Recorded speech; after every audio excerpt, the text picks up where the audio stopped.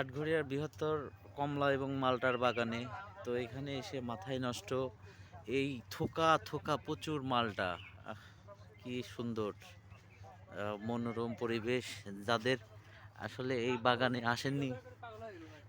আসেননি দ্রুত চলে আসতে পারেন বিকেলবেলা, কারণ এর চেয়ে কোনো ভালো অপশন নাই ঘোরাফেরার, মন ভালো করার। ঠিক আছে, এখানে এসে দেখলেও মন ভালো হয়ে যাবে।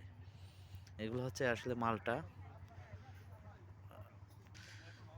এই যে আমাদের কাউসার চাচাও আইছে আমার সাথে, আমার কাউসার চাচা তো এসে তার মন ভালো হয়ে গেছে।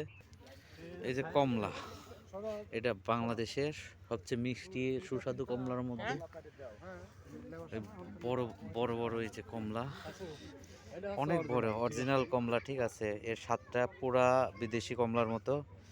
ইনশাল্লাহ যারা এখানে আসবেন তাদের আসলেই খুব ভালো লাগবে, দারুণ। বলা যায় না।